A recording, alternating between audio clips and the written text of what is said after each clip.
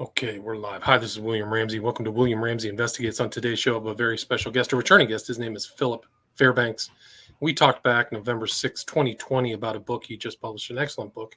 Title of that book was Pedogate Primer, The Politics of Pedophilia.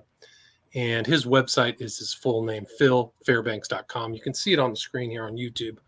But I was looking around. I've done some research recently, and I've had this consistent kind of name pop up over and over of MKUltra. So I did an interview with somebody about the killing of Martin Luther King, and the author's name was, let's see, I can't remember right now, but the book was Who Really Killed MLK, and MKUltra popped up. So I was like, oh, I didn't know that James Earl Ray was affiliated with the MKUltra program. And then I've been looking through some other stuff, and I watched this video. I know about Sirhan Sirhan. I've interviewed Lisa Peace, who might have the #1 book about that case and his whole MKUltra connection. And then I really watched a really good video, which I can post here, and I'll post in the show notes. I recommend people check it out. The title of it on YouTube is "Can You Be Programmed to Kill on Command?" Sirhan's fascinating story, and it's put together by Chase Hughes, who runs the behavior panel. And then you need to check out the behavior panel too, which is really fantastic. How these guys can put people together. So it's really kind of about human behavior, but it's also about our history. It's kind of like a lost history, is this MKUltra, which I doing some research, but it's a long thing. And it also pops up in Chaos. So I interviewed Tom O'Neill about Operation Chaos and Jolly West, but we can talk more about that. So Philip Fairbanks, welcome to the show. Thanks for coming back. Oh, thanks for having me. Awesome. So for people who may not have heard our earlier interview, can you kind of talk about your background? And you had done an interview about this subject of MKUltra, which is why I reached out to you. Can you talk about that? And we can kind of get into some of the details. Well, honestly, I think MKUltra was probably one of those like turning points. I was 18 when I first learned about it. I had recently turned 18, and I don't know. As soon, like when I first heard about, the CIA did mind control experiments with LSD, and I heard it from a guy who was like an acid head. So I'm like, this guy's making this stuff up. This guy's crazy. And then I look it up. I look up MKUltra, and that's all she wrote. It was definitely a major turning point for me. I think there are some things that you can learn that once you kind of wake up to that, it colors everything else, you'll see to date. And MKUltra was definitely the case for me. It's something that I've been interested in for years. And one of the things is, everybody gets hung up on the LSD stuff, and and that's a big part of it. But I think it's a lot bigger than that. I think that the cultural control, stuff like the CCF, the Congress for Cultural Freedom, and the Human Ecology Fund, Right. Working in anthropology, and there's a whole lot more to it than just Kentuckians up for 7 days straight on LSD. Right. And all that stuff's really interesting too. But especially in recent years, that and another thing that I'm really fascinated by is noticing these institutions that pop up over and over again. Universities, often they'll have a BSL-3 or BSL-4 lab. That's another thing that I see a lot. The connection between like Stargate and MKUltra, the connection between biological warfare and MKUltra. There's all these little tangents. So it's a whole lot more than just LSD experimentation, though. I agree. Can you talk about those two things, the Human Ecology Fund and the CCF, because they do tie into just how broad and vast MKUltra was. People don't know, but it had tons of subparts, right? So exactly. Yeah. There's like over 100 sub projects. The whole thing started out as Project Bluebird, then later became Project Artichoke, and then in 1953 it became MKUltra and all those different sub projects. But apart from the awful human experimentation and whatnot, there was a huge cultural control element. You've got a Mockingbird, where we have basically folks embedded within the media, editors and owners of newspapers and magazines, reporters running their stories by the CIA, even after the church committee hearings. Carl Bernstein wrote the piece at Rolling Stone about the CIA using reporters, because a lot of that was held back. They were fine with letting people know, oh yeah, we dosed people with LSD without their knowledge. We did these awful experiments, but they wanted to keep that part secret, even when the church committee. So that tells me that that's important stuff. The Paris Review, Kenyon Review, all these major like literary and art journals are getting CIA money through front organizations. The Human Ecology Fund, SRI, that's just a couple of examples. I also recently read an article by Julian Assange from WikiLeaks, On the Take and Loving It, when I was looking up the Human Ecology Fund, because once again, the stuff that they were doing in the social sciences and anthropology, stuff like Stanley Milgram's conformity experiment, or Solomon Asch conformity experiment, the Stanley Milgram consent to authority experiment, Philip Zimbardo's Stanford prison experiment, all this kind of research, and even going back to Dr. Watson and Baby Albert, a lot of this, early behaviorism stuff. And then, that was all financed by MKUltra or through the CIA? Now, Watson and whatnot, that comes a little earlier, and that's another issue that I think is worth bringing up. The received history of MKUltra is what happened was we had these soldiers who were brainwashed by the North Koreans, and so now we know that they've got this technology, and we've got to get it ourselves. Now, I don't buy that story, because if you look at the Wendell Johnson monster experiment, if you look at G.H. Estabrooks, we were already working on this stuff in the 30s and 40s. Right. We like to blame it on the Nazis. Oh, well, that was just human experimentation the Nazis were doing when they were brought over in Project Paperclip by the CIA. No, we were already, some of the experiments that were going on in the U.S. inspired the Nazis before they got imported after Nuremberg.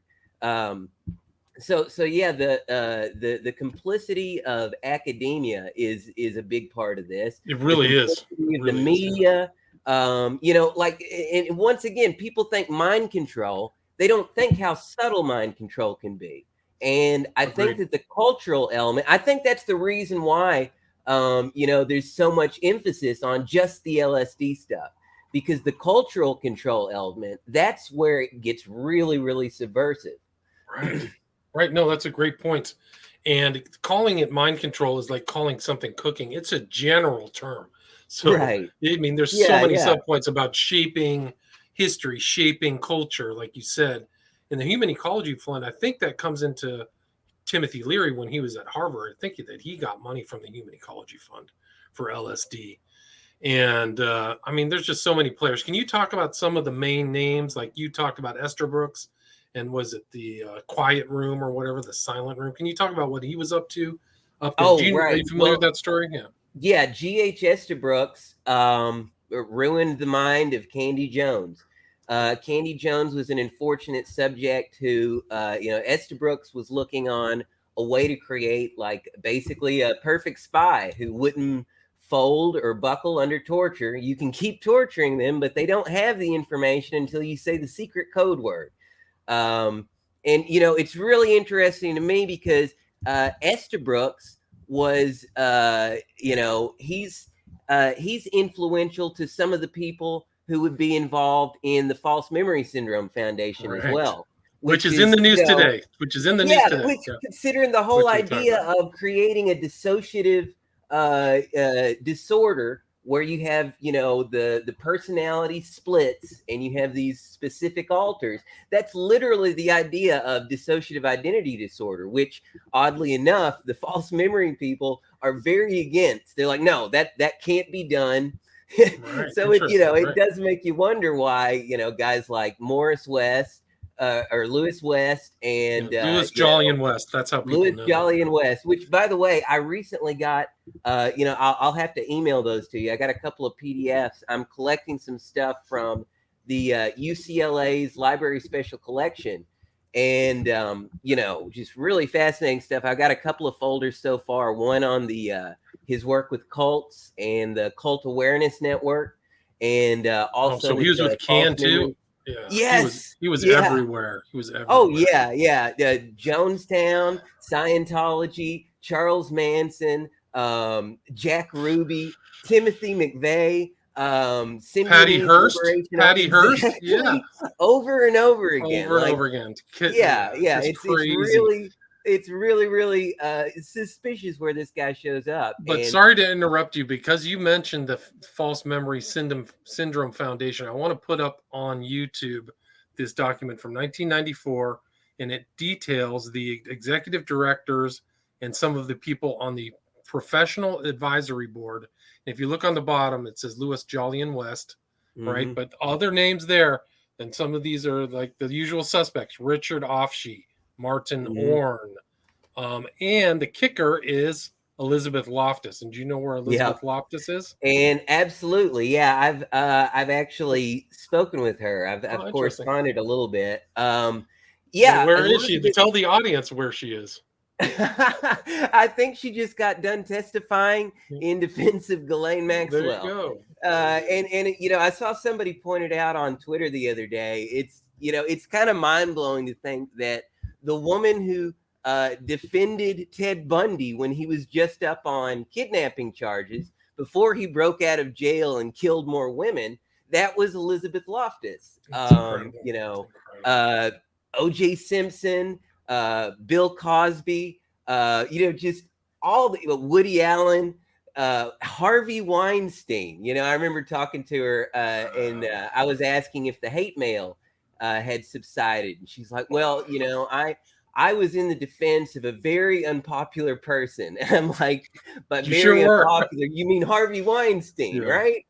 And I honestly kind of feel bad for her a little bit, because I don't know if she realizes that in a post-Me Too world, defending, and I know, the party line is, I'm not defending them, I'm just entering the science into the courtroom. Okay, fine. But you're also being paid by the defense of awful people.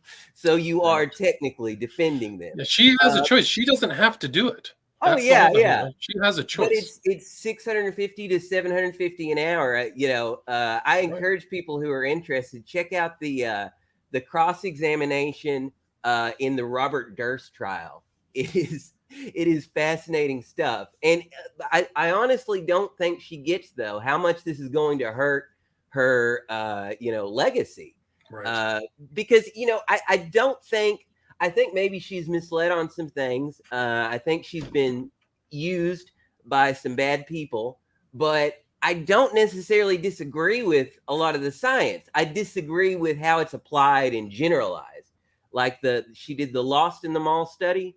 And what's that? Describe that. What's the Lost in the Mall study? They were trying to implant false memories in people of being lost in a mall when they're a kid. And then they wanted to apply that to, can people be implanted with false memories of abuse? Now, one big problem with this, there's another study that they did where instead of being lost in a mall, they said, oh yeah, you had your rectal thermometer. You had your temperature taken rectally. And it was a lot harder to convince people that something had penetrated their orifice than that they'd been lost in the mall. Lost in a mall, that's easy. You can convince somebody that they were lost in a mall, and they'll start remembering the person who found them if a trusted family member or something starts talking about it. But yeah, so I do believe that there's a lot to what she's done. It's applicable. It's good science. I just disagree with how it's kind of applied towards the idea of abuse, because traumatic memory doesn't work the same as regular memory. And the like that's one of the things when I talked to her. We were talking about like pregnancy. There are people who go into fugue states during pregnancy. There are, soldiers who have, memory blocks and memory loss due to trauma. She argued that it's kind of apples to oranges there, and that there's other factors like, oh, they didn't get enough sleep, and there's traumatic brain injury, maybe, et cetera, et cetera, et cetera. Well, a lot of that kind of thing is happening in a case of, physical or sexual abuse too. If you're living with someone who's abusing you, you might not get enough sleep, and you might also be being physically abused. And, so if it applies there, I do believe that you could get a similar kind of state of, memory loss, or more so a memory block, I think. Because, there's some things that I believe that our brain does try to protect us from. And for whatever reasons, though, and by the way, Loftus also was a consultant for the CIA. Martin Orne, who's tied to MKUltra, was the one who invited her onto the scientific advisory board. So, there are a lot of people who I would call like MKUltra adjacent. Michael Persinger is another one, by the way. He developed this helmet with these electrodes that would stimulate the temporal lobe, which, in like some people who are mystics and some people who are artists sometimes have issues with their temporal lobe, which causes, some strange mental phenomenon. So, he was able to kind of like simulate something like a religious experience using electrodes. And, I find that really interesting because it reminds me of, Nexium did some weird like MKUltra style experiments, which I honestly believe that cults were probably or at least possibly used within MKUltra. I think that Scientology. It blows my mind how Dr. West, I'm reading through all these letters he's sending trying to get donation money for Cult Awareness Network, which ended up being taken over by Scientologists later. That's an interesting side note to the folder I've got. You see that happening like in real time. But it blows my mind because he's talking about all these coercive cults and the things that they do. And I'm like, is your issue really just the competition? Because what these cults are doing is not worse than what the MKUltra scientists were doing with psychic driving and sleep deprivation and all this literal mental torture. And speaking of sleep deprivation, that's another one of the most interesting things about these folders I'm getting from the special collection is seeing the original typewritten documents and then seeing what was changed afterwards. Like, for instance, at one point, Dr. West is talking about, he's talking about how, sleep deprivation is helpful for extracting information. And then it's like crossed out and it says effective. And I really wonder if that was him or his secretary who was like, no, we probably shouldn't say torture is helpful. Right. No, but here's the thing: is like West would write stuff that he clearly knew. There was a paper that he wrote in 1965 titled "The Dangers of Hypnosis," which he said dangerous groups led by crackpots who will hypnotize their followers into violent criminality. He knows that's happening because he's doing it. Right. The CIA is doing it. So that's the whole thing. Yeah. And, we mentioned Sirhan earlier. Sirhan joined the Rosicrucians and was hypnotized. And the Rosicrucians told him, write down all your thoughts in this notebook and do mirror gazing exercises. And, I really do believe that, like, I don't believe that Sirhan killed RFK. I don't either. I believe that he was there in order to shoot a bunch of, to shoot a gun and have everyone look at him so that the people who actually did it got away. He was seen on a range with the woman in a polka dot dress, and that same woman shows up at the assassination. There were more bullets fired than were in Sirhan's gun. Right. The bullets that went through RFK were a different caliber. But of course, the LAPD lost the door. They burnt the pictures. Just a coincidence. Kind of like huge evidentiary cover up in that. Yeah. I mean, it's just they didn't even try that hard. It feels like if you're going to do a cover up, you should cover up the fact that you covered it up. But no, we know how many shots were fired because you can hear it. And there are still some surviving pictures where we see how many bullet holes are in the wall and the ceiling. Right. So no, there's all kinds of problems with that. And Lisa Peace actually said that she thought that he was selected and he disappeared for like 10 days or 2 weeks or something. And she thinks that's where he might have gone to be programmed in LA, which we know these guys were around at that time. There were two characters. West was at UCLA, the neurobiology or neuropsychiatry Neurotree Psychiatric Institute. Yeah. Yep. From 1969 to 1989 was when he was there. But there was another character whose name I can't remember who was also doing this stuff. His name was, I can't remember it right now. But there was another guy around LA who was another one of these doctors. And but Lisa Peace said that Sirhan was probably selected, but she thought that somebody placed in all the opportunities of where Robert Kennedy was going to go out of the Ambassador Hotel, that there were different teams there with different patsies. Can you believe that? Right. So they were going to get him one way or the other. Yeah. Like, it's kind of similar with the JFK assassination. It's likely that there were at least a couple of attempts around that same time. They tried to kill him in Chicago and Miami. They definitely weren't going to leave anything up to chance. They were going to wait until the perfect moment. They had all their contingency plans blocked out. And the whole bit about the cover-up, that's MKUltra too. Project Mockingbird, the control of the media. Because people believe that if a story is that big, it will get out. Well, it's not going to get out if all the mainstream press is under the auspices of the CIA. Right. Then if there's a CIA hit or, even with John Lennon, the guy at the door, his doorman had some CIA connections, like going all the way back to Kennedy and the Cuba stuff. It's, Right. No, the guy was a Cuban immigrant. Who'd done some work with, like, he was potentially tied to the CIA stuff. It's mind blowing. I'm going to play this video. Let me play the end of this video of Chase Hughes talking about can you be programmed to kill on command? Sirhan's fascinating story. CIA partnering with the mob. Yeah, we know that also for a fact.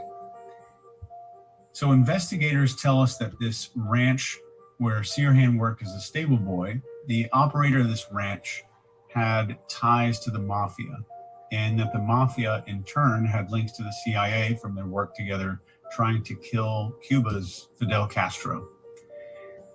And then in Pasadena, Sirhan met a guy only known as Radio Man.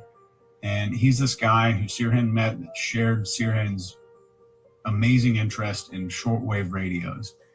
And they believe that Radio Man used what they call walking coercive persuasion and what they say is, quote, possibly hypnosis, end quote, to control Sirhan. An investigator wrote the statements about killing RFK written in Mr. Sirhan's spiral notebooks, which Sirhan did not remember writing. Quote, were written by Mr. Sirhan in a hypnotic state and while communicating with a third party over his shortwave radio, and thus were coercively and involuntarily induced. Over the next 2 years, Sirhan began visiting firing ranges not far from the ranch with guidance from this radio man on how to shoot at targets. And he spent about 6 hours at the range on the day of the assassination. So if you're able to hypnotically program somebody to completely forget an entire event, also make them commit murder under hypnosis, and even make them act on command from a pinch on the neck by a woman in a polka dot dress, you think you might be able to make them also write something in a journal. I'm just saying. So let's dissect how this all could have worked. Hypnosis is largely about three main things: dissociation, suggestibility, and focus. And as focus becomes sharpened onto a single thing, hopefully the hypnotist or the hypnotist's voice, suggestibility continues to escalate, as does dissociation. Dissociation is just separation from self, like feeling like your conscious mind and unconscious mind are two different entities. And children who grow up with trauma get really good at dissociation. And some people might mistakenly call this compartmentalization, but that's a completely another show we can do on that. Sirhan, in descriptions from every expert who's interviewed him, even in the opinion of the prosecution's expert witness, had no mental issues. He was the ideal candidate, not just for hypnosis, but full-on programming with on-demand amnesia, just jabbed into the software. So this is a story about the inexplicable things a country will do to maintain power while they're calling power peace. And the after effects of the MKULTRA program, I'm sure, will be felt by thousands of people for decades to come. It literally changed history. But here's the really scary part to me. The mind control program officially ended in 1973 when a congressman yanked back the curtain on this whole thing, figured it out, and was super pissed off. But every time a giant conspiracy gets revealed, even with Eric Snowden's big reveal, we get told that it's all in the past. And for the last 250 years, we're continually reassured that nothing like this happens anymore until something else gets exposed. So Sirhan has been in prison for 51 years at the time that I'm making this video for you. And the board has just now recommended him for parole. There's a lot of evidence I didn't cover in this video. My goal was to show what's possible, not what necessarily happened. All right, sorry about that. That was probably went pretty long, but I think that's really interesting. So it tells you kind of what's going on with Sirhan. I recommend people watch that whole thing too, by the way. And it also, that whole case reminds me so much of Hinckley. The phony must die, says the catcher in the rye, right down to being encouraged to write down your thoughts in a notebook, which coincidentally, would later be, well, look, see, it says here that, or excuse me, not Hinckley, but Chapman. John Chapman, Chapman. Right. Yeah, the phony must die, says the catcher in the rye. But yeah, I believe that Chapman and Hinckley were also likely Sirhan style. Like you start sounding crazy when you start talking about Manchurian Candidates. Yeah, but right. I think that's why. What year did that movie come out? Right around the same time as Bluebird. You know what I'm saying? Which movie? Manchurian Candidate?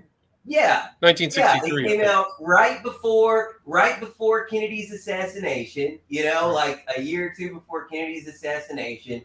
I think that sometimes can you still get closer to your mic? You sound like you're talking from the other side of the room. Yeah, I think that a lot of times, movies like that and stuff like Stranger Things. Philip, can you get closer to your microphone? Yeah, hold on. Can you hear me? Yeah, I hear you fine, but you sound like you're talking from the other side of the room. Oh, okay. I'm not sure. I don't know. You sounded better before I did that. I don't know. Oh, I don't know what happened. I don't either. Well, sorry about that. Hold on.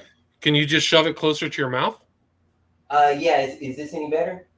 No. No? Oh my gosh. I don't know what's going on. I don't either.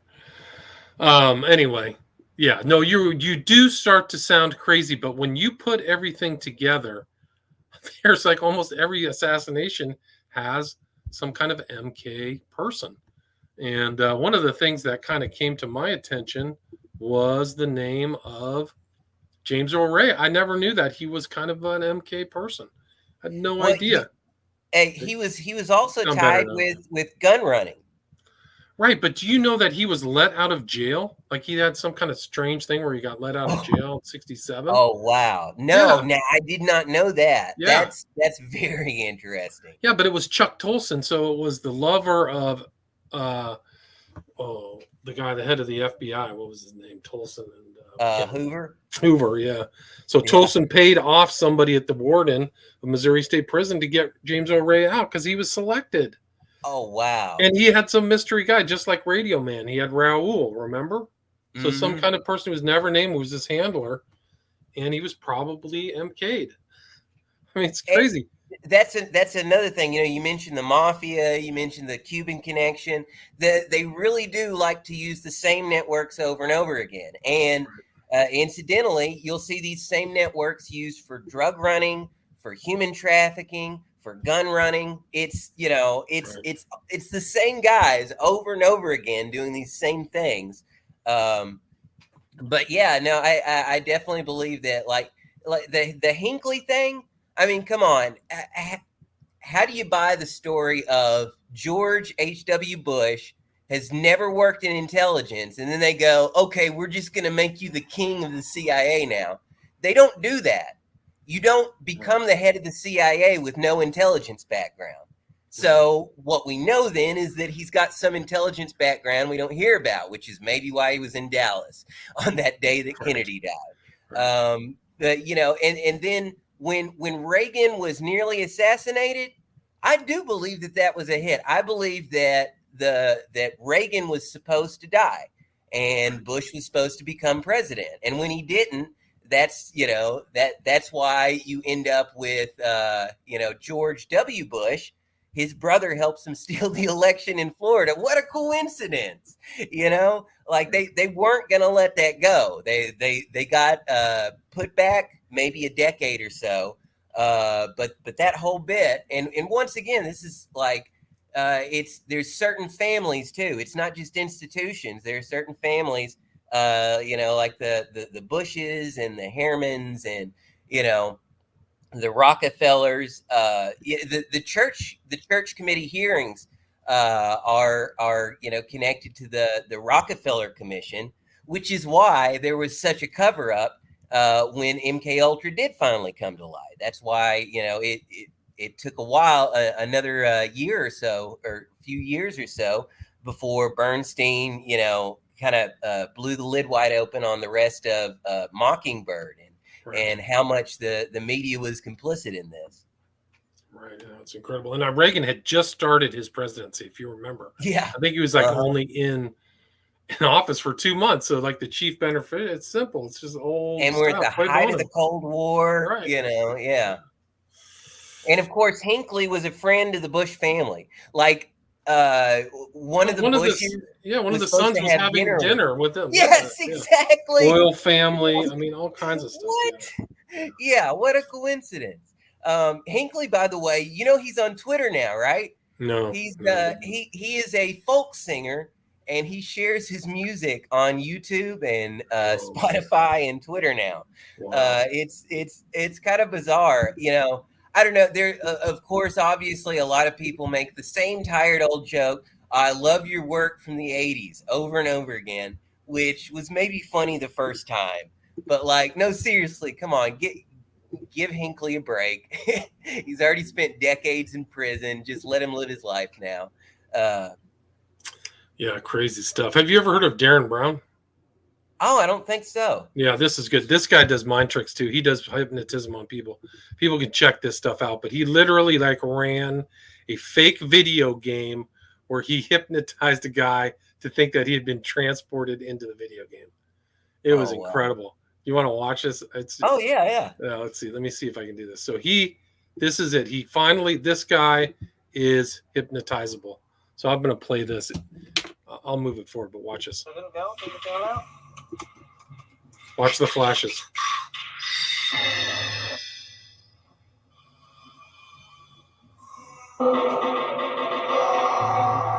Put a couple of flashes in now.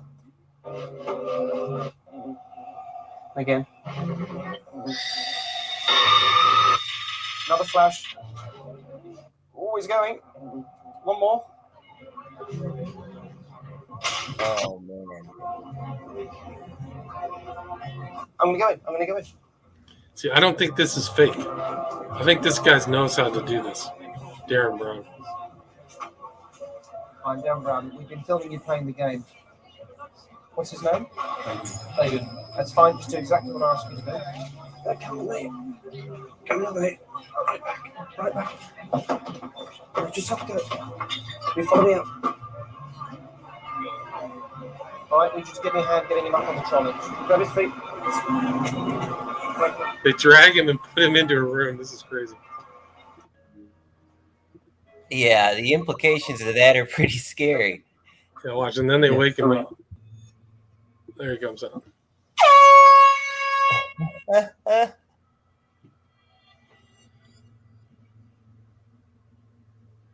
Oh gosh, that is seriously scary. Some people, there's a hypnotism like scale where some people are hyper suggestible. Yeah, and there's a cannot be genetic. hypnotized. Yeah, there's a genetic element to that as well. Yeah. Some people are going to be more susceptible. Some people, even if you're a really skilled hypnotist, it's not going to work. Yeah, they just can't do it. I think Sirhan was on the far end of the spectrum. Oh yeah, He just yeah. was super suggestible.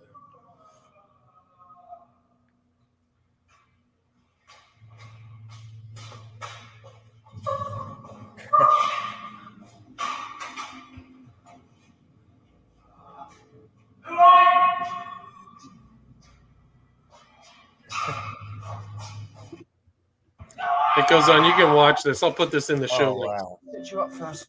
But they just put him right back out. He had no idea. Watch this. Watch. They brought him out of the hypnotism. He had no idea. Watch this. Let's wake him up.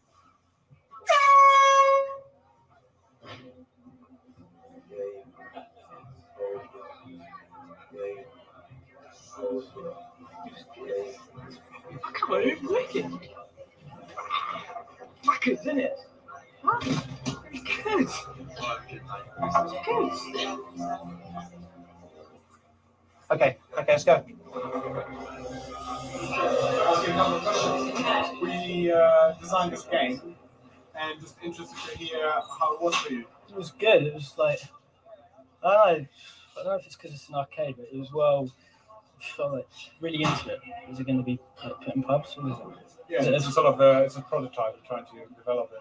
No, it was good. It was good. I liked it. It was really, I don't know, exciting. Just realistic. I don't know, you're shooting them and they don't die. You know, you say you got to keep shooting them, and then when they keep coming up against it, I don't know. I loved it. I just felt like I don't know. Each of them, usually in a game, it's just a game. It's just a cartoon. I just felt I had to kill each and every one of them. I had to. Oh, That's scary. The sound coming from the graphics, so. He had no idea. Yeah, the sound. It all adds up to it. I don't know what you've done. If it's the colours or something, but yeah, please give me the gun. Yeah, you should watch the Darren stuff. It's good.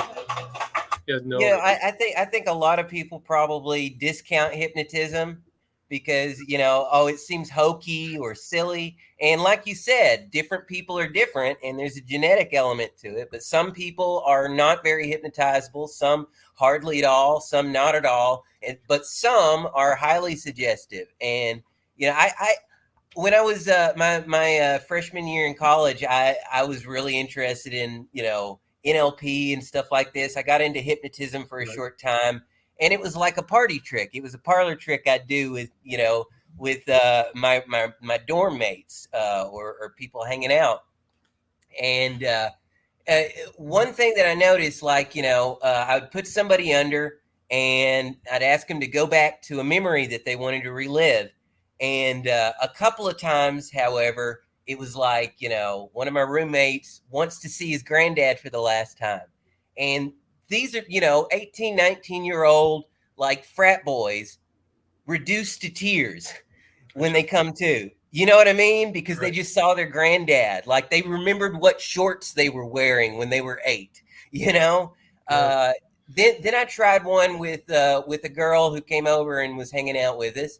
I did not know that she had seen her best friend shot and killed recently, and she relived that moment.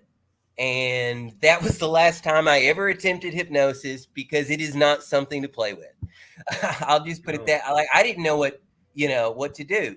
Like, there's this girl and she's crying because then she thanked me. She was like, "Thank you for that." She said she felt like some closure, and it's like, okay, that's great, but I don't know what I'm doing with this, and it's dangerous to play with people's heads. So that was the last time I ever attempted hypnosis. It's powerful stuff, especially for some people. It's definitely not a toy. It's not. It's a technique, right? I mean, it's just like it's really dependent upon the hypnotist as well, because some people are going to hypnotic psychotherapy, right, for their benefit, right, to stop smoking or drinking or something, right? And there's stories also that I pulled up. I remember that some people go to a hypnotherapist and they get raped.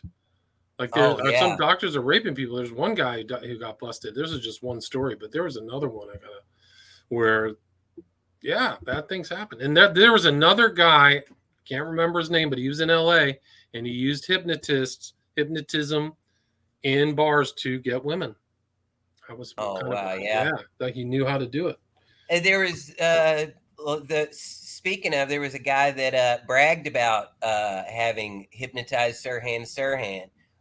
Frank Olson, the guy who was shoved out of a window after being dosed with LSD. He was having some, after they dosed him, he was already having a crisis of conscience over the biological warfare research. Right. And so they sent him to a psychiatrist who hypnotized him. The problem is the psychiatrist was an allergist named Harold Abramson, who worked with MKUltra. Wow. He was an allergist. He worked at an allergy clinic at Mount Sinai, which was one of the many institutes that was used to run these human experiments. But hypnosis. But he was one of the first victims too, 1953. Yes, absolutely, yeah.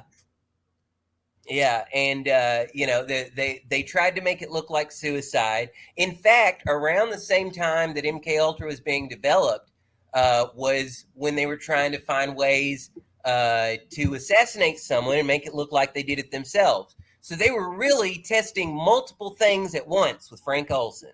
They were testing assassination methods. They were testing MKUltra. They were testing the LSD element of MKUltra. Just all this stuff at once. I feel like when the CIA does this stuff, they really don't waste a bit of they use every bit of bone and flesh.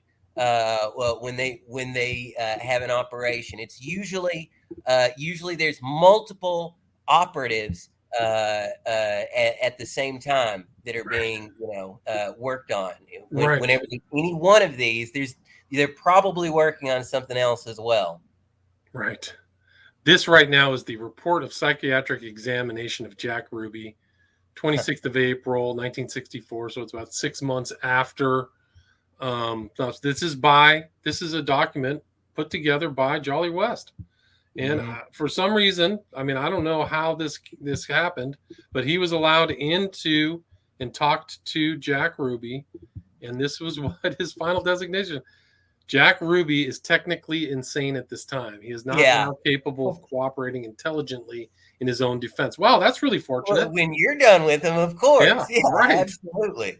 Right. Yeah. In fact, Ruby was claiming that they were injecting him with things to kill him, and then he died of cancer after he was crazy and nobody would believe him. Right. So the same thing happened to Rudolf Hess. He said he was getting treatment the same way.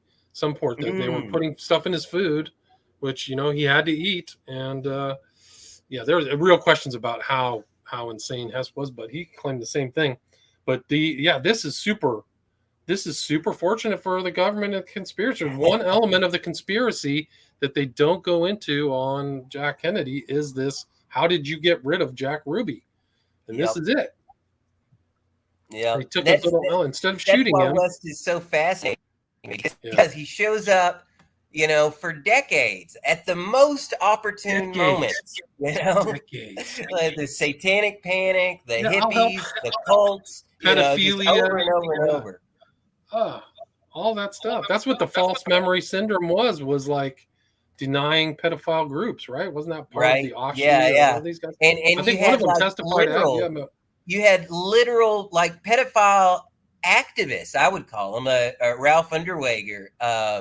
This guy did an interview with Patica, a Dutch journal of pedophilia, about how, as a theologist, I believe that pedophiles can boldly and courageously affirm their love. And it's like, dude, what? And this is a guy who was an expert witness on like 250 child abuse cases. Right. So he also believed that most cases of abuse were not harmful to the child, and that most of the ones that were reported were not true. He was also one of the founders of VOCAL, Victims of Child Abuse Laws, which VOCAL was involved in like trying to get rid of mandatory reporting laws in Florida. Just like this is Wow. who they're working with. Just some really, really sick folks. James Randi, the amazing Randy, who's the guy that, Right. Worked so hard to debunk Uri Geller, another, for a brief time, basically working with the CIA at SRI. But yeah, it seems like science fiction, a lot of this stuff. Yes. It sounds crazy. And I wrote an article about MKUltra back in like 2003 or 2004. I remember it closed off. I was all, hopeful about how, if only more awareness was raised about MKUltra, then what? Then we'd have a Netflix series called Stranger Things, which is a huge hit, and nothing would change because even more people would be convinced that it was a silly idea that couldn't have been real. Like the movie Conspiracy Theory with Mel Gibson, Right. and it even has the Catcher in the Rye reference, Wow. So yeah, that's the controller handbook that if people don't right, know. Yeah. Catcher in the Rye was Chapman. Who else had Catcher in the Rye? It was somebody else. I can't remember. But that guy was military intelligence, the writer. Yeah. Oh, Salinger. Yeah. And I think that if you look at the Joker movie, even the Joker movie is that same. It's an update on the Catcher in the Rye story. The story of a discontent of society who's everything's fake, everything's phony, just seeking some kind of connection and something genuine. I think that kind of person makes a really good, useful idiot, unfortunately, because if you got somebody who really believes, who's a true believer, people will listen to them, people will follow them. So, I think they like the idea of that Catcher in the Rye archetype. That's one of the kind of people that they go after. Oh, interesting. This is probably one of the more famous books about mind control, Walter Bauer's book, with a foreword by Richard Condon, who wrote The Manchurian Candidate, right? Oh, really? Yeah. I did not know that. Yeah. No, he wrote The Manchurian Candidate. So, but I mean, we can get into that. That whole story is incredible because Richard Condon wrote The Manchurian Candidate. The movie was made by, I can't remember the director. Do you remember who directed Manchurian Candidate? Oh, no, I don't, not off the top of my head. But the director of The Manchurian Candidate, do you know who was at his house before the shooting of RFK? No. RFK. So the director of Manchurian Candidate, it's the old one, the 1962 one, was John Frankenheimer. And so John Frankenheimer literally had RFK over at his house the night before RFK was killed by a mind control assassin. And the book is Wow. about a mind control assassin Yeah, killing a presidential candidate. to kill the president. You Yeah, can't write exactly. that. It's off the charts. It's the true story. Frankenheimer drove RFK to the Ambassador Hotel. You know, I sometimes wonder the Discordians. That's another case that gets tied into the Kennedy assassination, because Kerry Thornley, the founder of this counterculture group, was friends with Oswald. But like the Discordians, it's Operation Mind F word, I'll say. But Operation Mind F word, I really do believe that they used the counterculture to like kind of, you know, work on this surreal angle, because some of this stuff is just so flat out ridiculous that your brain does not want to accept it as possible, because it is. It's just too, like, it sounds silly. Well, there's these Nazis who worked with the CIA on mind control, and then they did a bunch of that sounds absolutely Looney Tunes. But you know, I think that's part. I think that's part of it. They ensure that some of this stuff does seem so outlandish that it's easy. You know, it's easy to discount it. Right. I agree with that. The other guy was Ewan Cameron. That's who I was thinking about in Canada. Oh wow, yeah. You ever heard that? I mean, those are the stories of the psychic driving. He was literally trying to erase people's brains. Mm-hmm. Yeah. Yeah, there were people who, you know, oh, they got a little mild anxiety or a touch of depression, and then they go into the you know, sign in to see a doctor, and next thing you know, they're in a corner in a straitjacket, drooling on themselves, and 40 years later, you know, their family members can't touch them, or they, you know, go into shocks and seizures. It's, you know, and bear in mind, Cameron was the head of the World Psychiatric Association for a time, was the head of the American Psychiatric Association, was head of the Canadian Psychiatric Association. The Hoffman Report, there's a, you know, I recommend people look into the Hoffman Report. It's it goes into some of what the APA did to skirt ethics, you know, with, you know, enhanced interrogation, read torture in Guantanamo Bay. Because a lot of the stuff that was involved in MKUltra, this stuff was used as what we now call enhanced interrogation, i.e. torture. A lot of that stuff grew out of MKUltra research. Wow. That's crazy. I mean, it's just a huge, massive problem. I thought I was showing on the screen. I thought I was showing this book. I wasn't. But this is probably one of the more important books about mind control. Or maybe it's Marxist. Maybe it's The Search for the Manchurian Candidate. This is another good one. And Marx and Marchetti too. The Cult of Intelligence. Yeah, I've heard of Marchetti's book. Did he go into mind control in that book? Yeah. Oh, I didn't know that.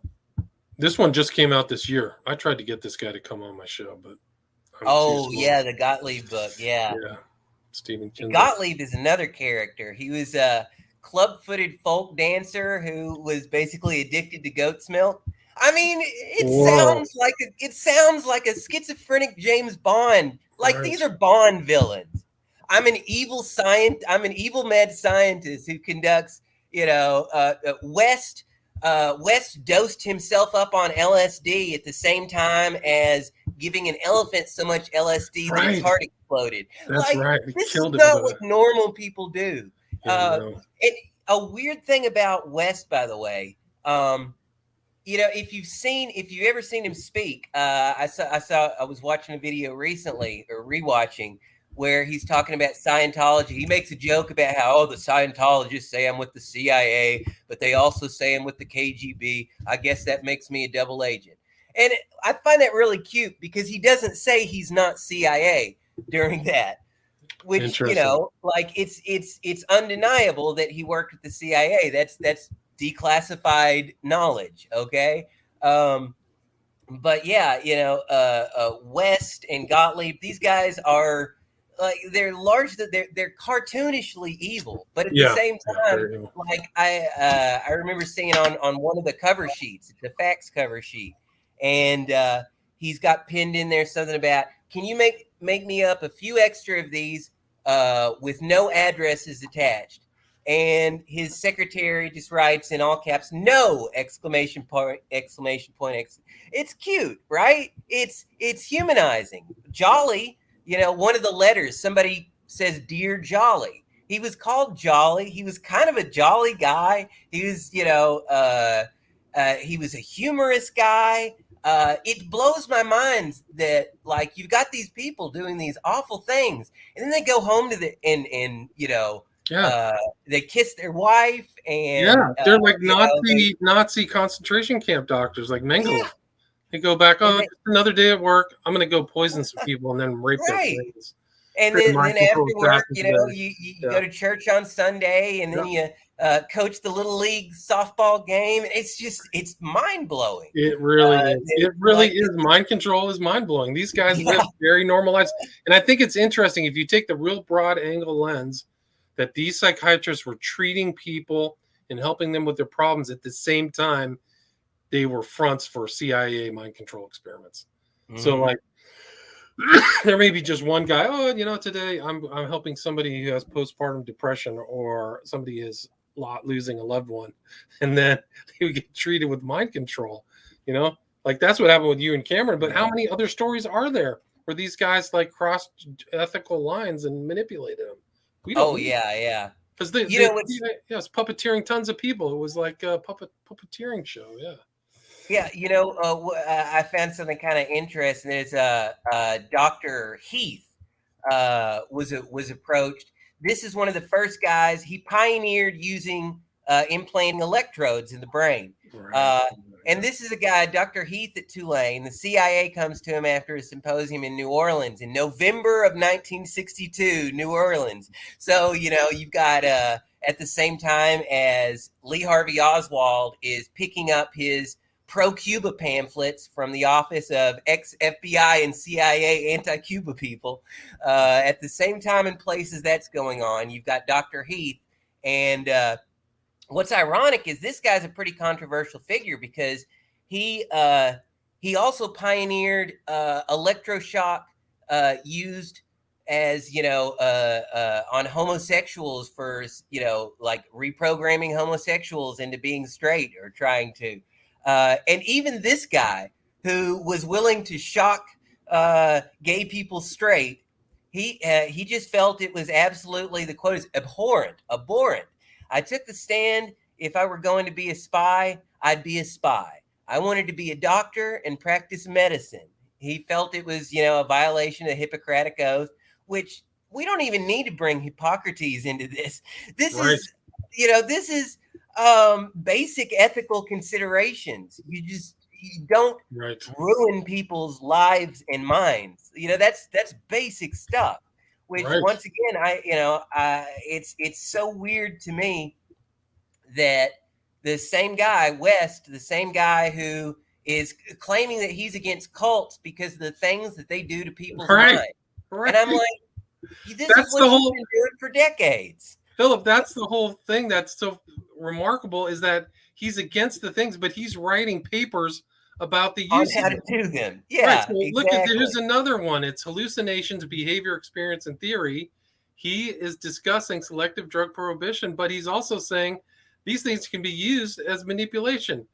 Yep. Selected components of the population, such as members of certain minority groups or organizations, can be targeted. Control can be through prohibition or supply. Total or even partial prohibition of drugs gives the government considerable leverage of other types of control. Right. And I'm glad you brought that up because that's another point of the cultural control factor. Right. John Potash's book, Drugs as Weapons Against Us. I highly recommend that because once again, the sale and use of drugs, the deployment of certain drugs, that's a big part of the cultural and societal control element of mind control. It's once again, it's not all about hypnosis and LSD. Sometimes it's as simple as you get people in a desperate, addicted space or in a certain mindset, and they are more easily controlled. you know, One of the examples is this whole situation with COVID is a perfect example of living Oh, through yeah. that. They were Oh, using yeah. the most vicious of mind control techniques, shaping, controlling information. I mean, no violence, but just incredible control, looting. I mean, massive wealth transference. It benefited Mhm. all these small businesses went down.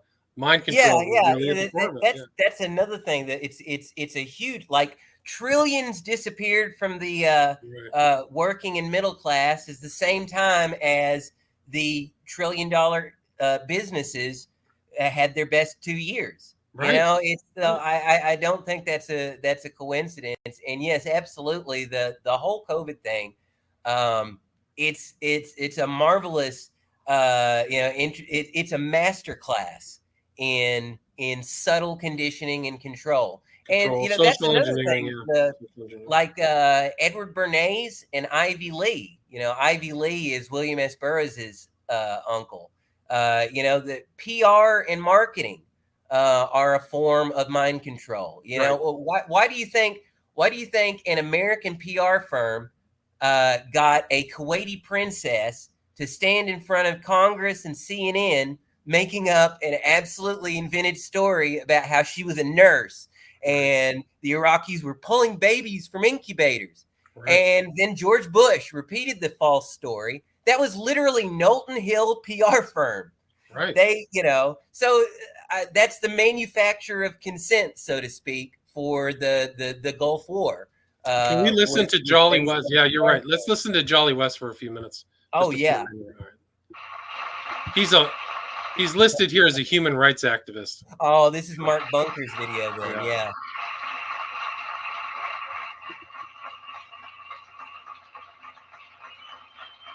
Look at this clapping, too. This guy is about as sinister as it gets.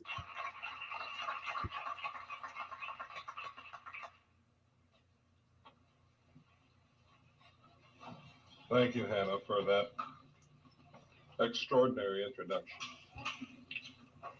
I think we do have a lot in common.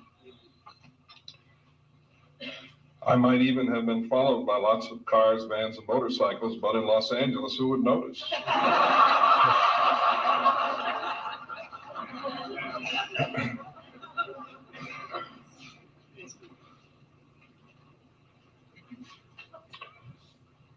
In Twelfth Night, there's a character who says, "Sweet are the uses of adversity, which, like the toad, ugly and venomous, bears yet a precious jewel in its head."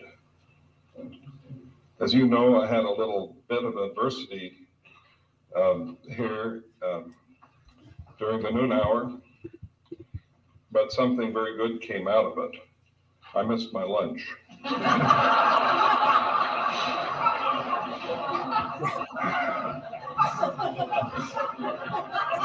He's good. He knows kind of one of the elements of a good speech is always start off with a couple of jokes. Yeah. Oh, yeah. And he is a funny, charming guy. That's what makes it so scary. Yeah, he looks like kind of like your uncle who starts drinking at 3 p.m. Yeah. Like he's a funny, jolly guy. Yeah, jolly. I realize I was a bit of a fanatic. But what's a fanatic? It's just somebody who can't change his mind and won't change the subject. Is it just me, or does his patter not remind you of L. Ron Hubbard too? Yeah, he has. It's that same kind of pattern. It's that same wry wit. It's really ironic considering he was one of the early anti-Scientology advocates. Yeah. And he's probably because he was probably giving them all their information. Oh yeah. Oh yeah. Parted ways at the local police department, each of us having conducted a citizen's arrest upon the other.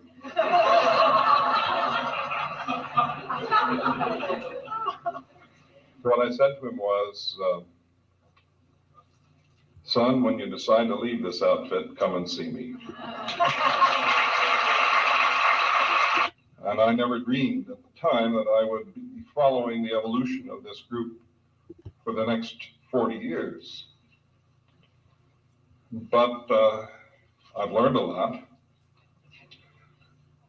And I'd like to be able to share it all with you, but I can't compress 40 years of information gathering into this short hour.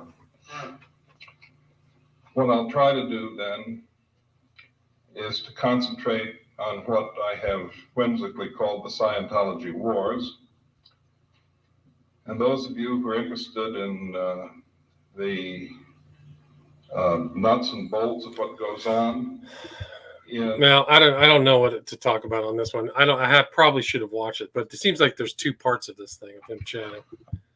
But yeah. At some point in one of these is where he makes the joke about how the Scientologists say that I'm CIA, but they also say I'm KGB. I guess that makes me a double agent. And the crowd goes wild. Everybody laughs. So they don't know the totality of what he was up to, right? Yeah. What I love, though, is that he doesn't deny it. Interesting. He doesn't have to. He just makes it sound ridiculous. That's mind control. There you go. You know what I'm saying? Right. The way he works a crowd is subtle mind control. Right. You know? It's like I do like I can't help it. I find these guys like at first, on the one hand they are cartoonishly evil, but it's more than that. I think the fact that like at one point when I started to think about, like I said, the fact that these people had families, these people went to church, these people volunteered in their communities. That makes it so much scarier that they're not just monsters. There's something so much scarier about the fact that they seemed like normal people, and they weren't just evil monsters. They were also evil monsters. Right. Yeah, I mean it's pretty incredible how they got away with all that, all through secret. I mean, it's classic freaking CIA stuff. You corrupt them from the inside. There's some law and mind control. Ritual abuse page. Yeah, I've come across this website. This is actually a very, very good, well-researched website right here. It's Ritual Abuse US. It actually proves like there is ritual abuse. I don't think it's that common, but.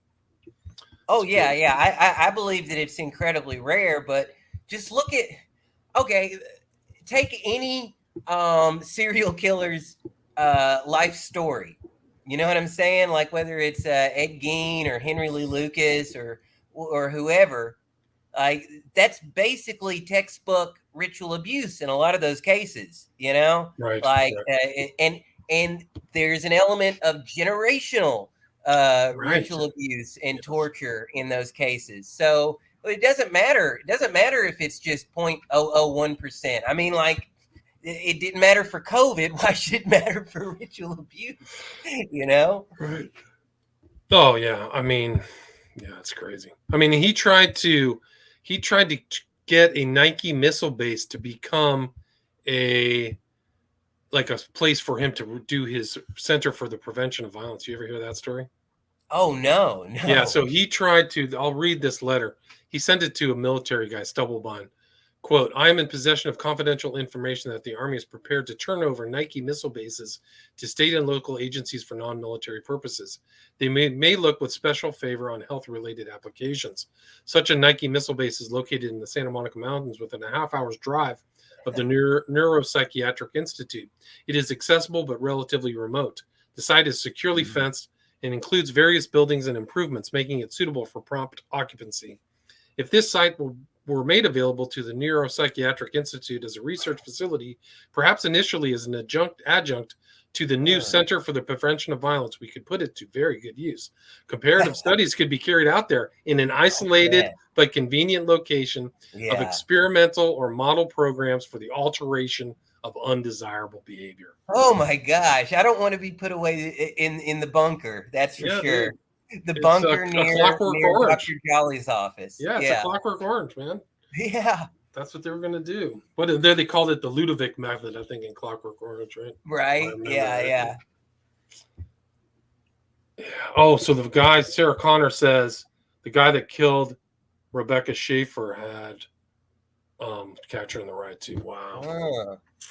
Oh, that's crazy.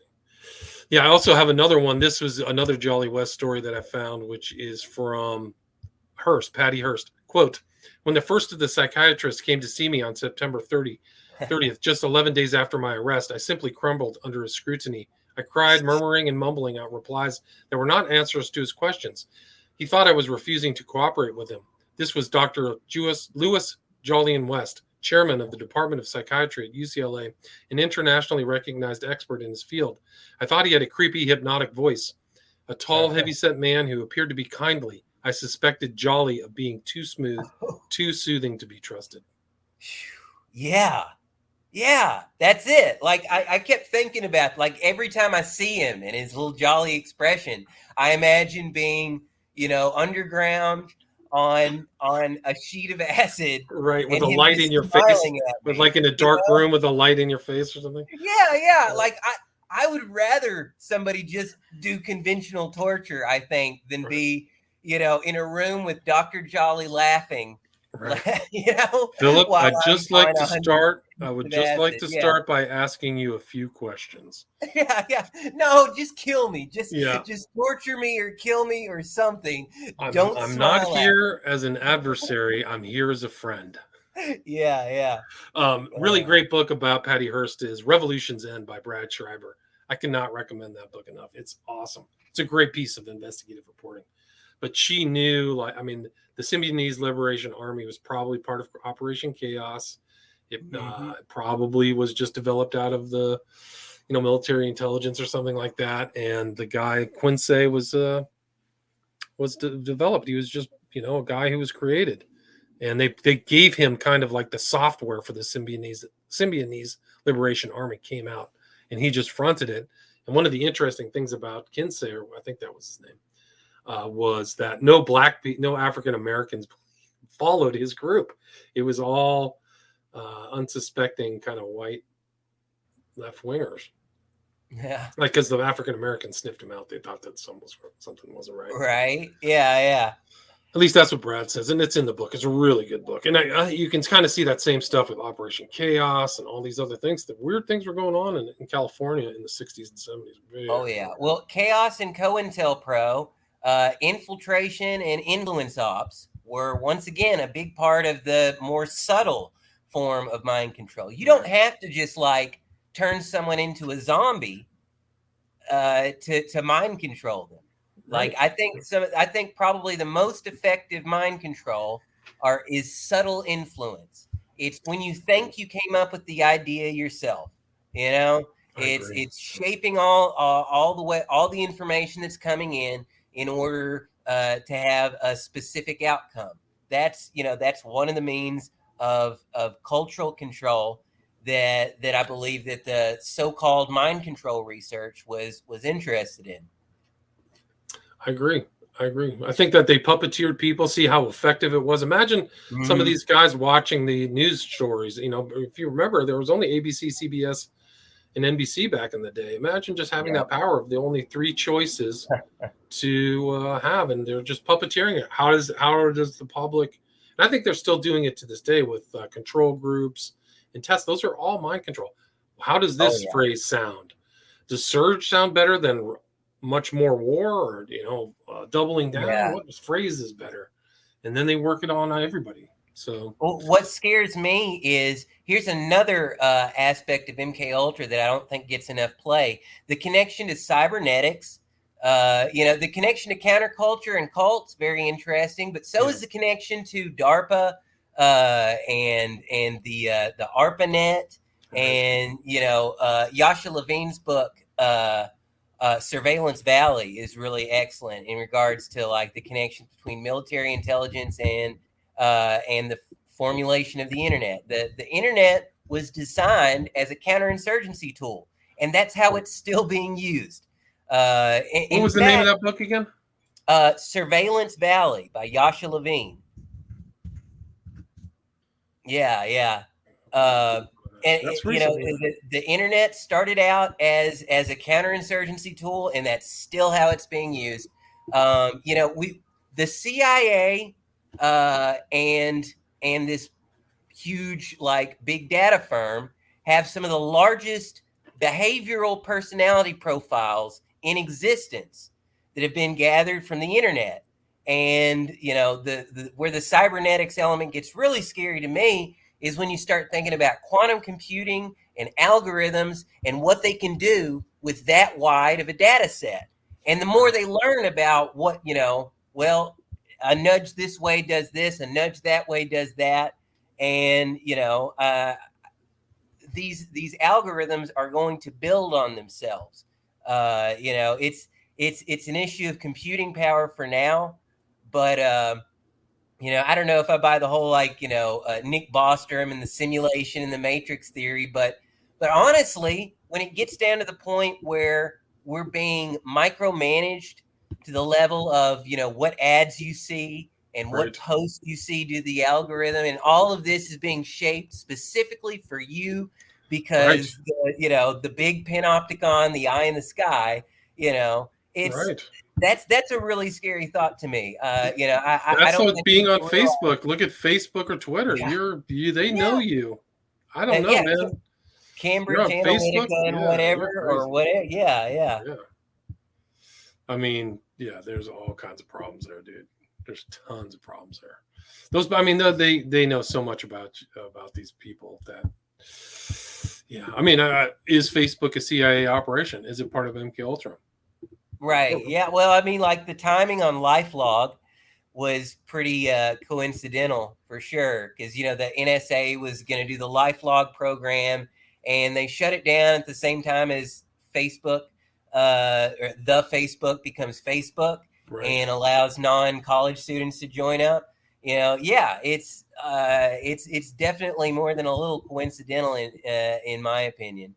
But like the way I look at it is, if you think about like the history of espionage for years and years and years, and the 20th century is all about spies not having to be in the same room with you, more and more so, right?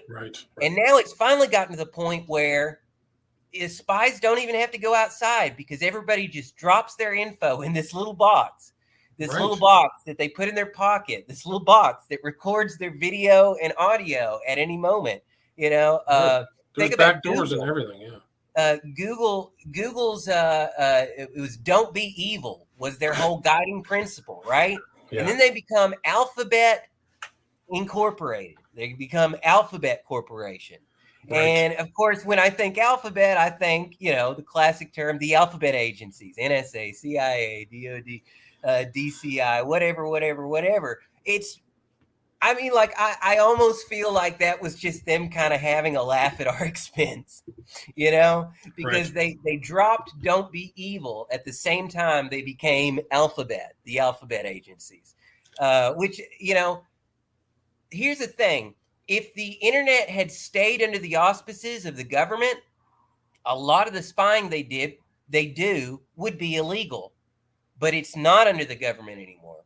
Now it's a public, you know, it's owned by corporations. Amazon and Microsoft own all the infrastructure of the internet, and they're working closely with the CIA and the NSA. So yeah, all these social media companies, all the big tech firms are working very closely with these people, and like I said, the idea of public relations and marketing, that's a bigger part of this whole story than I think a lot of people are aware.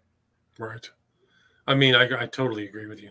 I don't think they know the average person doesn't understand the enormity of the kind of cultural creation. Yeah. People don't get why. Why is it that people spend billions of dollars on ads each year? Why indeed? Probably because it's a waste of money, and trillionaires love wasting money. No, I don't think that's it. Right. No, it's a good point. Really good point. I mean, the same reason why, you know, some of the best paid psychiatrists and psychologists in the world, they don't work healing brains. They don't work healing minds. They don't work healing hearts. No, they work in marketing or in the private sector doing some kind of weaponized research of some sort. Did you see talk about DARPA, you know, a lot of the stuff that was being worked on like 50 years ago, 60 years ago, is really coming to fruition in the consumer world. Did you see the depression brain implant that they did a study or they did an experiment? Now, this is what really gets me. Like every major newspaper was talking about it for a couple of days, despite the fact that it was an N=1 study, meaning this was one person. One person had this implant and it worked for them, which like that is big news. Like, Right. but like, once again, how applicable is this across the board if you're only doing this for one person? And also, I'm sorry, but I do not trust electrodes in my brain. I don't want Yeah, pass. Yes. a control switch in my head, please. This has Yeah. got, Dr. Jose Delgado was one of the Right. guys who wanted to use, electromagnetic frequencies and electrode stimulation. The term psycho-civilized, that's another one of those creepy euphemisms that you'll see over and over again in this kind of, in the declassified academic academic literature. But Towards a Psycho-Civilized Society was the name of Jose Delgado's book. But yeah, I mean, like, I don't trust this research.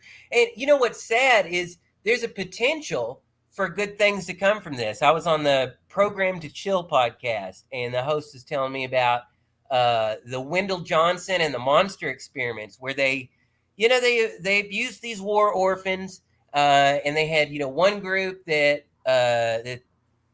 they gave commendation to and worked with in a positive way, and another they just did whatever they could to make them unable to, they gave people stutters and slurs and all kinds of things. And some of these were permanent.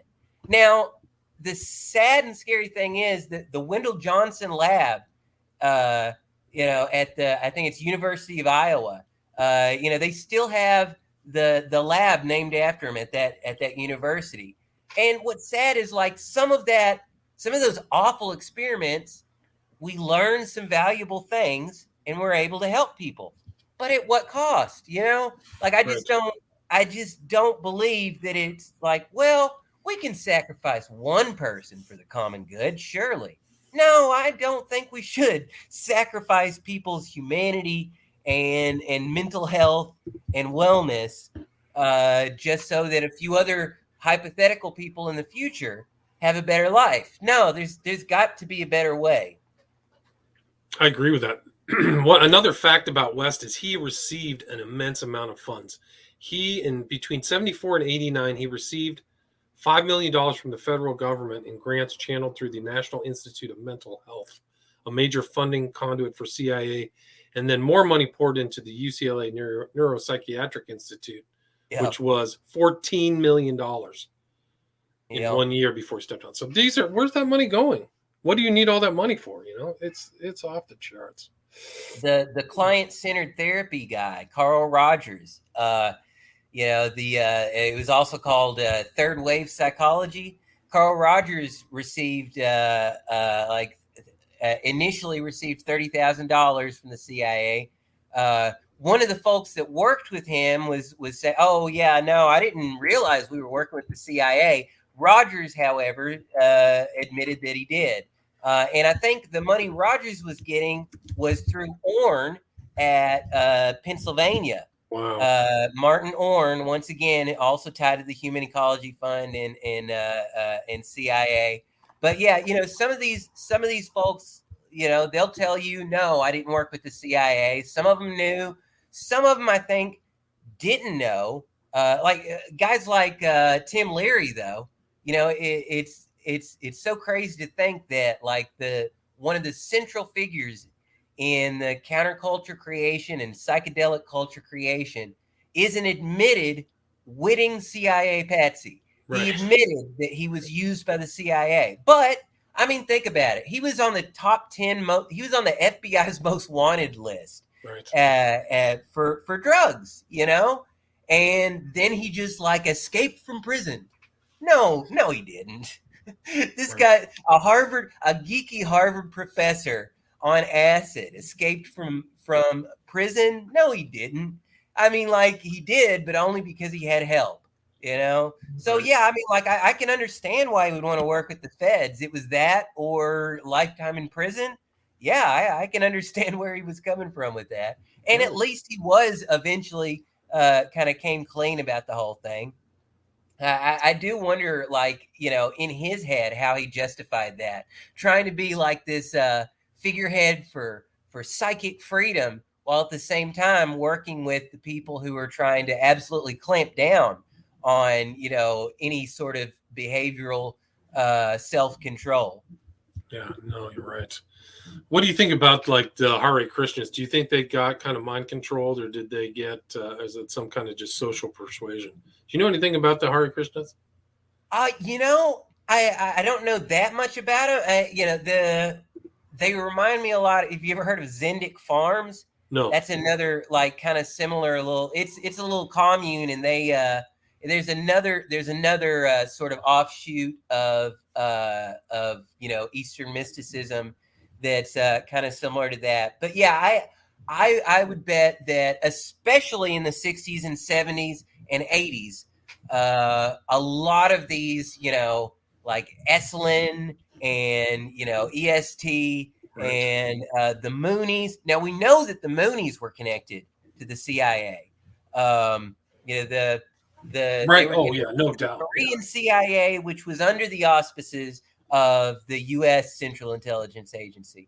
So, I mean, you know, we know that the Moonies worked with the CIA. Dr. Ruth Wangerin believes that the Children of God worked with the CIA. The Iranian government thinks that the Baha'i are possibly either infiltrated or run by the CIA. Nexium's got a lot of Scientology ties, and Scientology, especially if you look at early Scientology, and you know, it was the classic CIA dirty tricks manual played out over and over and over again. So, you know, I'm one of those people who a lot of people believe that, you know, one of the few things that I agree with the Church of Scientology on is I think that L. Ron Hubbard was connected to military intelligence. Yes. So do I. So do I. And I think that Scientology probably started out kind of under control and then went rogue. And that's where you end up by like the late 70s. You've got Operation Snow White, and you've got like the FBI and IRS and senators and congressmen Right. have, you know, their offices are being infiltrated. Their secretary and the guy sweeping up after hours are secretly Scientologists. You know, I think by Right. that point in time, they had definitely firmly gone rogue. But yeah, I think they were probably used. The whole idea of getting someone in a room and then recording them talk about all the bad things that they did, you know, Right. that's great blackmail material. So I can definitely see them being used. You know, they can also be deployed globally that way. Right. No, they were trying to subvert governments and stuff like that. Yeah, even the U.S. exactly. Yeah, so they had very ambitious plans. Phil, I got to wrap it up. We're at 90 minutes. Where can people reach out to you if they want to? It's through your website, right? Oh yeah. Phil Fairbanks, PhilFairbanks.com. So PhilFairbanks.com. And also, I'm Kafka Guy on Twitter, as in Franz Kafka, KAFKAGUY. So Kafka Guy on Twitter or PhilFairbanks.com. You can also reach out to me at KafkaGuy@gmail.com or head to the contact section on my website. Right. And you've been working on some other stuff too. You've been doing interviews and articles. Yeah. Well, you know, you mentioned the Pedogate Primer, which is the first book. I've got another one that's still in need of the last 40 pages of editing. I know I've been saying that for a year now, but so I've got one book in the works and one book waiting to be edited. And meanwhile, like I said, I try to occasionally, at least like 1 or 2 times a month, sometimes more, I try and post up at the website there. So if you want to keep in contact with like the interviews and things I do, that's a good place to start there. Right on. And you know a lot about MKUltra. So thanks a lot for sharing. So again, Thanks so much author's for, name is having Phil me on. Fairbanks. Yeah. Thanks so much, Phil. Take care. You Appreciate it. too. Appreciate your time. Stay there. Stay there.